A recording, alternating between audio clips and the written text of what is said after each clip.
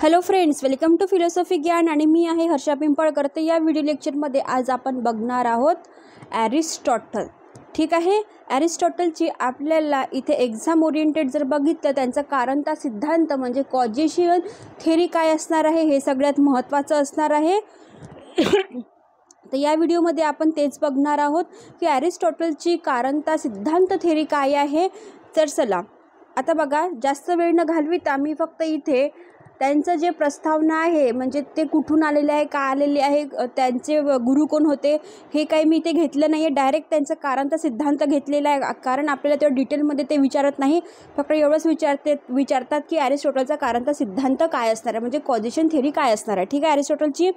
तर चला बघूया ॲरिस्टॉटल त्यांचे कॉजेशन जे थेरी आहे, कारण सिद्धांत हे जे आहे आपले ॲरिस्टॉटल असणार आहे यांचा आज आपण सिद्धांत बघत आहोत, त्यांची थेरी बघत आहोत.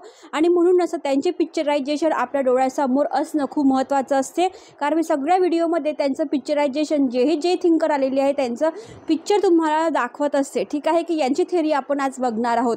ठीक आहे, तर चला जास्त वेळ न घालविता आज आपण आपल्या कारण सिद्धांताला इथे सुरुवात करूया.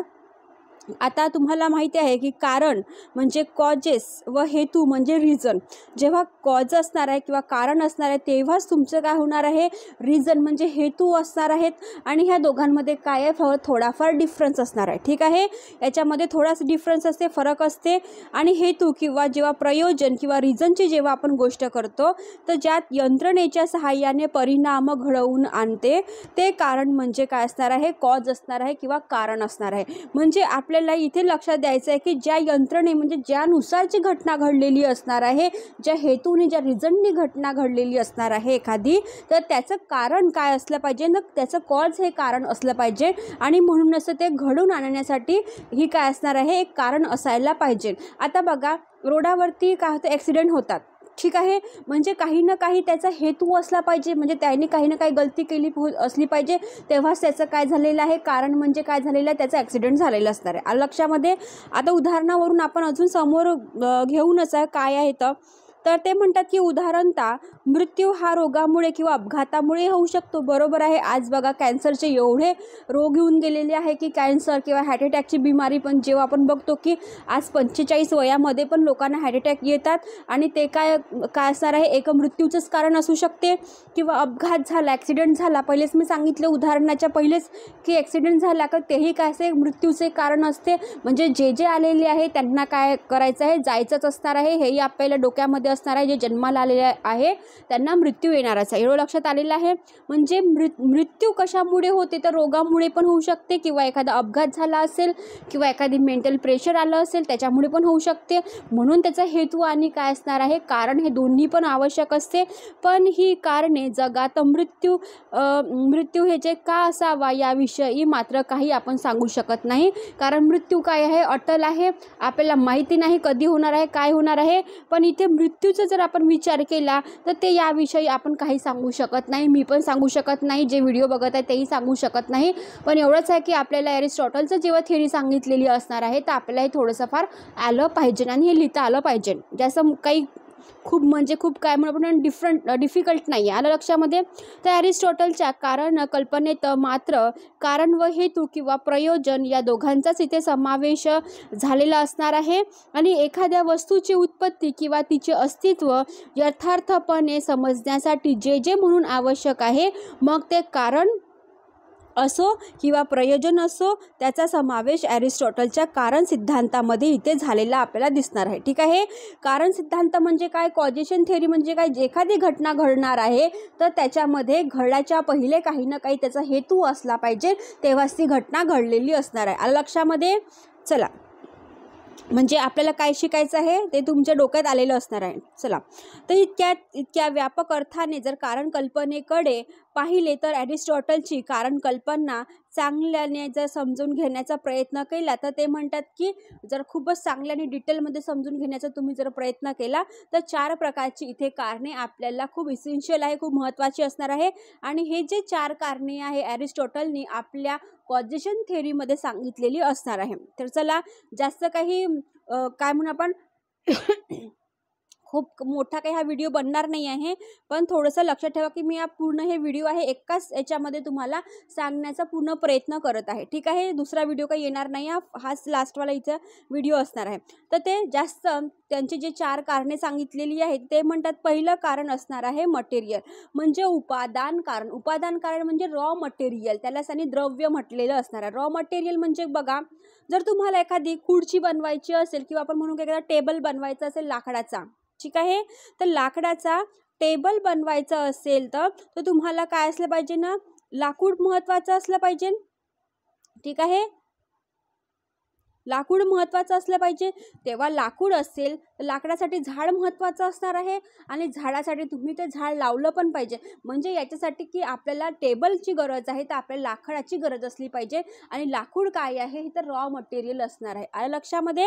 जसं आता आपण कपडे म्हणतो, क्लॉथ म्हणतो, ठीक आहे, कपडे, तर आपल्याला काय गरजेचं असते, कपडे महत्त्वाचे म्हटलं तर त्याचं रॉ मटेरियल का होणार आहे, कापूस होणार आहे. आलं लक्षामध्ये? चला, साखर म्हटली का त्याचं रॉ मटेरियल का होणार आहे, ऊस. ओके, चला आलं लक्षामध्ये? तर ते म्हणतात की उपादान कारण म्हणजे रॉ मटेरियल. आता तुमच्या लक्षात आलेच आहे काय म्हणायचं आहे. आता ते झालं की सेकंड काय असणार आहे तुमचा फॉर्म, म्हणजे काय असणार आहे आकार.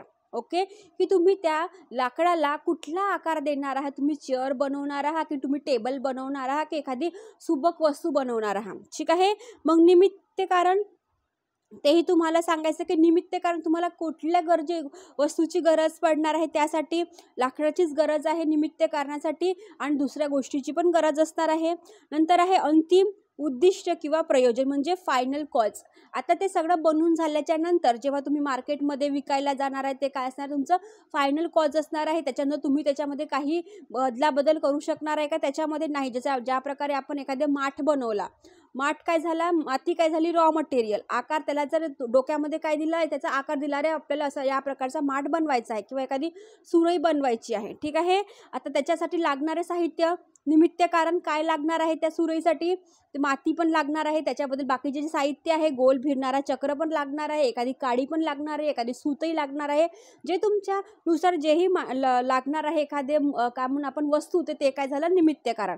आणि मग ते सुरई बनवून झाल्याच्या नंतर जेव्हा तो कुंभार ती घेऊन काय करणार, त्याला पक्क करण्याचा जेव्हा विचार करेल तर ते काय झालं, फायनल कॉज झालेलं आहे. आलं लक्षामध्ये? काय सांगायचं आहे त्याच्यामध्ये की अरिस्टॉटलने जे 4 कारणचा सिद्धांत सांगितलेले असणार आहे, का बरं आपल्याला अभ्यासायचं आहे, सगळ्यात महत्त्वाचं आहे.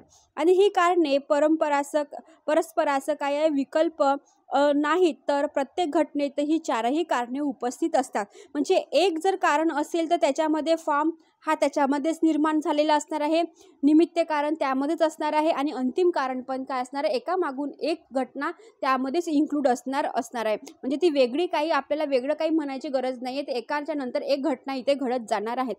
तर ते म्हणतात की कारण कल्पनेत कशापासून काहीतरी नवीन व वेगळे घडेल किंवा तयार होणार आहे. कारण परिवर्तनात किंवा बदलात काहीतरी बदल होते किंवा तशाच तरी काही होणार आहे, बदल होणार आहे.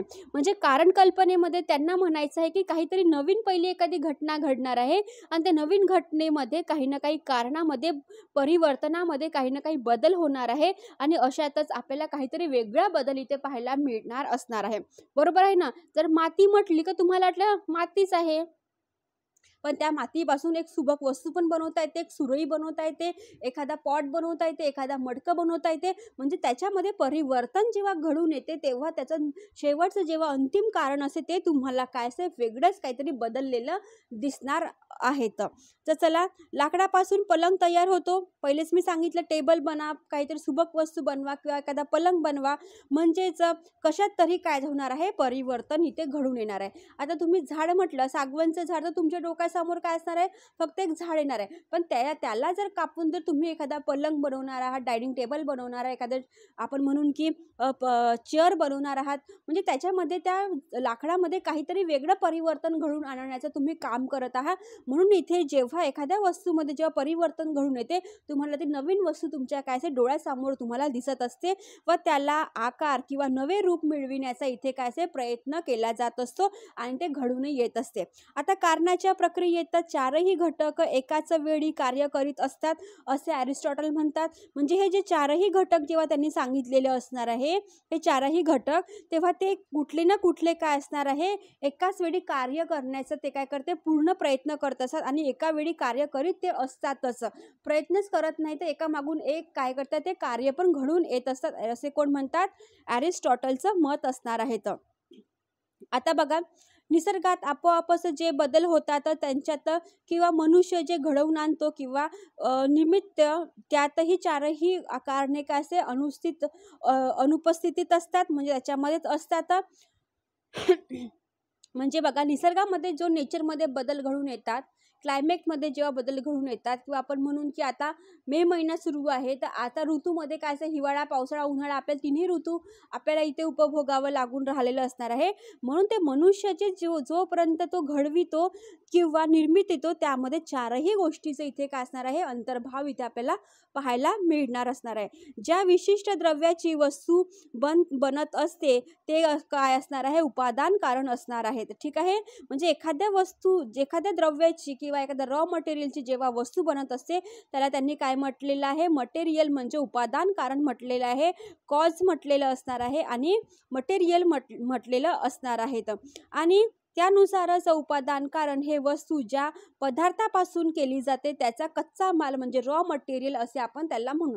तर रॉ मटेरियल मी पहिले सांगितलं होतं, जर आपल्याला कापड पाहिजे असेल, कपडे पाहिजे असेल, तर त्याचं काय होणार आहे, रॉ मटेरियल कापूस होणार आहे. ओके, आलं लक्षामध्ये. साखर पाहिजे असेल तुम्हाला, साखर, त्याचं रॉ मटेरियल काय होणार आहे, ऊस. ओके, एखादं तुम्हाला मडकं पाहिजे असेल तर त्याचं रॉ मटेरियल काय होणार आहे, मातीच होणार आहे आणि त्याला लागणारा काय होणार आहे, वस्तू. ओके, आलं लक्षामध्ये. तर ते उदाहरण देतात की याच्यामध्ये एखाद्या संगमरवरी दगडाचा जर एका पुतळा तयार केला असता तर तो संगमरवरी दगड हे काय असणार, त्याचे उपादान कारण असणार आहे. म्हणजे काय असणार आहे, कच्चा माल म्हणजे रॉ मटेरियल इथे होणार आहे. आलं लक्षामध्ये. तर मग तांबे, पितळ, लोखंड, धातू, माती, लाकूड, दगड या अशा सारख्या ज्या वस्तूंना आपण भौतिक पदार्थ किंवा द्रव्य म्हणून ते अरिस्टॉटलच्या कल्पनेनुसार काय असणार आहे, उपादान कारण असणार आहे. म्हणजे ज्या ज्या वस्तू तुम्ही बनवत असतात त्या सगळ्या वस्तूच्या पहिले काय असते, एक रॉ मटेरियल असते. जसं आता तुम्ही म्हटलं की सोनं बनवायचं असणार आहे, एखादं कानातले बनवायचं असेल किंवा त्या गळ्यातलं बनवायचं असेल, तर ते पहिलेपासून बनून राहते का, नाही. तर त्याच्यामध्ये पहिले धातू निर्माण होत असेल, त्या धातूपासून त्याला आग दिल्या जाते, आकार दिला जाते, तेव्हा तुम्ही काय म्हणतात, अरे माझ्याकडे एवढं सोनं आहे. त्याचप्रकारे संगमरवरी दगडाचा एखादा पुतळा तयार करायचा असेल तर त्याला पहिले काय आणावं लागेल, संगमरवरी दगड आणावं लागेल आणि त्याच्यानुसार त्याचं काय होणार आहे, त्याला आकार देणार आहेत आणि आकार दिल्याच्या नंतर आपल्याला त्याच्यामध्ये परिवर्तन घडून येणार आहे आणि तेच परिवर्तन म्हणजे काय असणार आहे, तो संगमरवरी दगडाचा पुतळा होणार आहे किंवा स्टॅच्यू होणार आहे. लक्षामध्ये. म्हणजे जे जे रॉ मटेरियल पहिली लागत आहे त्याला आपण काय म्हणणार आहोत, उपादान कारण म्हणणार आहोत. ठीक आहे. म्हणजे उपादान कारण हे काय झालं आपला, उपादान कारण हे काय झालं आपला, फर्स्ट इथे काय झालेलं आहे, कारण सिद्धांतामधील उपादान कारण पहिल्या प्रमाणामध्ये इथे आपण गणल्या गेलेलं असणार आहे. म्हणजे पहिलं कारण इथे आपल्याला मिळालेलं असणार आहे. ठीक आहे. तर चला, सेकंड जो आहे अरिस्टॉटलच्या कल्पनेनुसार दुसरे जे कारण आहे ते आहे निमित्त कारण. ठीक आहे. निमित्त कारण म्हणजे काय, जे गती हालचाल घडविण्यास जबाबदार असते. म्हणजे निमित्त कारण असते त्यात फक्त आणि फक्त स्थलकालाचा अंतर्भाव नसतो, तर त्यात रूपांतरही समाविष्ट असते. ठीक आहे. ज्याच्यामध्ये फक्त इकडे तिकडे फिरवण्याचंच काम नाही आहे, त्याचं फक्त स्थळ काळच इथे गती हालचाल देण्याचं काम नाही, तर त्याच्या रूपही देण्याचं इथे अंतिम कारण असलं पाहिजे. तर ते म्हणतात दगड खाली पडल्यात किंवा एका ठिकाणाहून दुसऱ्या ठिकाणी जाण्यास जशी गती लागत असते तशीच गती हिरवे पानं पिवळे होण्यातही लागत असते. म्हणजे बदल घडून येण्यात जे जबाबदार ठरते ते शक्ती किंवा सामर्थ्य पुरविते, त्यास अरिस्टॉटल काय म्हणतात, निमित्त कारण म्हणत आहेत. ठीक आहे. आता बघा, यांनी जेव्हा निमित्त कारणाची जेव्हा गोष्ट केली, ते ज्याप्रमाणे आता तुम्ही एखादं झाड बघितलं असेल, त्याचं हिरवे पानं जेव्हा तुम्हाला दिसते, ते हिरवे पानं पिवळे पानं होतपर्यंत त्याच्यामध्ये काय असणार आहे, बदल घडून येत असते. तेही त्याला काय असं जबाबदार असणार आहे. म्हणजे कुठल्या ना कुठल्या वस्तू एका एका रूप काय म्हणू आपण एका रूपातून दुसऱ्या वस्तूमध्ये रूपांतरण होण्यासाठी त्याच्यामध्ये जो कारण असला पाहिजे, जे कॉज असलं पाहिजे, त्याला त्यांनी काय म्हटलेलं आहे, निमित्त कारण असं म्हटलेलं असणार आहे. ठीक आहे. तिसरं असणार आहे आपला आकार, म्हणजे काय असणार आहे, फॉर्म. ठीक आहे. आता बघा, आकारिक किंवा फॉर्मल हे जे आहे तिसरं कारण असणार आहे. तर कारणाचे कार्यात परिवर्तन होताना किंवा झाल्यावर ज्याला जे आकार किंवा आपण त्याला रूप म्हणून जे मिळते त्याला त्यांनी आकार म्हटलेलं असणार आहे. ठीक आहे. आता बघा, संगमवरी दगड म्हटलं की हे काय असणार आहे, रॉ मटेरियल असणार आहे. निमित्त कारण म्हणजे काय, एका याच्यातून परिवर्तन दुसऱ्या याच्यात करायसाठी तुम्हाला काही ना काही वस्तूची गरज पडलेली आहे आणि त्या संगमवरी दगडातून जो पुतळा निर्माण झालेला, जो स्टॅच्यू निर्माण झालेला असणार आहे, तो त्याचा काय आहे, आकार घेतलेला आहे त्या संगमवरी दगडांनी आणि त्याच्यामध्ये काय झालं, त्याला तुम्हाला एक वेगळं रूप त्याचं पाहायला मिळत आहे. म्हणजे त्याच्यामध्ये काही ना काही परिवर्तन घडून आलेलं, कार्य घडून आलेलं आहे, कारण घडून आलेलं आहे, तेव्हाच तुम्हाला ती गोष्ट त्याच्या वेगळ्या रूपामध्ये पाहायला मिळणार आहेत. आणि म्हणूनच ॲरिस्टॉटल द्रव्य व सार याला काय या वस्तूला म्हणत आहे आणि वस्तूचे सार हेच त्याच्या काय व्याख्येचे काय आहे स्पष्टीकरण इथे त्यांनी केलेले असणार आहे. आणि ही जी संकल्पना आहे ही अधिक स्पष्ट त्यांनी केलेली आहे. ते म्हणतात की वस्तूची किंवा आयडिया, जी आपली आयडिया असते आणि त्याच्यामध्ये सारतत्व जे म्हणत असतात, कोणत्याही वस्तू किंवा कार्य घडविण्यासाठी वरील चारही प्रकारची इथे कारणे तेवढेच प्रकारची आवश्यकता असते, ज्याप्रमाणे ॲरिस्टॉटलने इथे सांगितलेली असणार आहे. ठीक आहे. आता बघा, तुम्हाला एखादी वस्तू जर करायची असेल तर तुम्ही काय करता, एखादी भाजीच बनवायची असेल, एखादी चपातीच बनवायची असेल तर तुम्ही काय करता, गहू आणता, रॉ मटेरियल, त्याच्यात काय करता, दळून आणता, त्याच्यानंतर ते काय, ते कणिक होते, म्हणजे तुम्हाला लागणारं कणिक मळल्याच्या नंतर तुम्हाला काय एखादं साहित्य लागत असते, तावा वगैरे सगळं, कोरपाट बेलणं, ते काय झालं, निमित्त कारण झालं त्याच्यामध्ये तुमचं म्हणजे कार्य आहे ते. आणि त्याच्यानंतर तुम्हाला जे चपाती मिळणार आहे, जे गोल आकाराची असो की सगळ्या भारताचा नकाशा असो, ते तुम्हाला काय करणार मिळणार आहे. तर हे काय झालं, तुमचं फायनल कॉज, म्हणजे तुम्हाला काय बनवायचं होतं त्या गव्हापासून, हे तुमचं काय झालं, फायनल कॉज झालेलं असणार आहे. आणि म्हणूनच म्हणतात की ॲरिस्टॉटलने सांगितलेलं आहे की हे जे चार प्रकारचे कारण आहे, हे वस्तू आणि कार्यामध्ये पण घडून येत असते आणि त्यालाच त्यांनी काय म्हटलेलं आहे, कारण सिद्धांत म्हटलेला गेला आहे. खूप सोपी आहे, जास्त डोक्याच्या पलीकडची नाही आहे, फक्त तुम्हाला समजलं पाहिजे. ठीक आहे. आता ते म्हणतात की एखादा संगमवरी जेव्हा दगड घेऊन त्याची मूर्ती किंवा प्रतिमा जेव्हा घडवून आणत असतो, त्या क्रियेत संगमवरी दगड हे काय असणार आहे, भौतिक कारण असणार आहे. भौतिक म्हणजे काय आहे, जे तुम्हाला दिसते, तुम्ही हात लावू शकता. ठीक आहे. तुम्ही बघू शकता, त्याच्यावरती तुम्ही कार्य करू शकता, ते कारण काय आहे हे बघू शकता. ठीक आहे. त्याला त्यांनी काय म्हटलं, भौतिक कारण म्हटलेलं आहे. आणि मूर्ती घडविणारा जो शिल्पकार आहे तो काय, निमित्त कारण, म्हणजे तो काय करत आहे, त्याला आकार देत आहे, म्हणजे निर्मित करत आहे, म्हणजे निर्माण करत आहे. आलं लक्षामध्ये. ते असे म्हणतात. आणि ज्याला जो आकार प्राप्त होत आहे तो त्याचे आकारिक कारण झालेलं असणार आहे.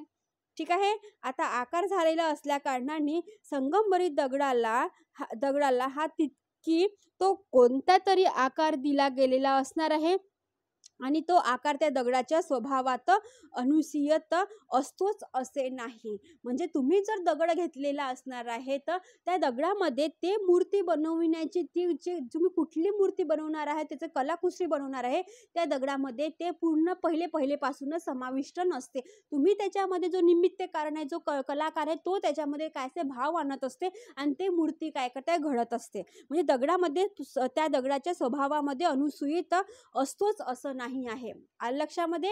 ज्या प्रकारे तुम्ही माती घेतलेली असणार आहे, मातीमध्ये तुम्ही सुरई बनवा, आपण म्हणून की एखादा माठ बनवा किंवा एखादा पॉट बनवा किंवा कुठलंही काही पण बनवा, तर त्याच्यामध्ये अनुसूयत नसते. हे तुमच्या डोक्याच्या कल्पनेनुसार, तुमच्या आयडियानुसार, तुमच्या सारतत्वानुसार ते काय से घडत जाते आणि त्याला काय होतं, एक वेगळा आकार इथे निर्माण होत असते. लक्षामध्ये. तर चला, ते म्हणतात की तो जो दगड आहे फक्त आकार असतो आणि आकार घेण्याची क्षमता त्याच्या ठिकाणी असते इतकेच, पण अमुकच एक आकार त्याला मिळेलच किंवा मिळालाच पाहिजे असे त्यांच्या अंगभूत रचनेत किंवा स्वरूपात किंवा स्वभावात नसते. म्हणजे तुम्हाला जो आकार द्यायचा आहे तुमच्यावरती डिपेंड असते, जो आकार देणारा निमित्त कारण जो असणार आहे त्याच्यावरती डिपेंड असते. त्याच्यामध्ये त्या दगडामध्ये किंवा त्या मातीमध्ये तो तसं नसते. ठीक आहे. म्हणजे ते घडवणारा जो मूर्तिकार आहे तो कशा प्रकारे घडवणार आहे हे त्याच्यावरती डिपेंड असणार आहे.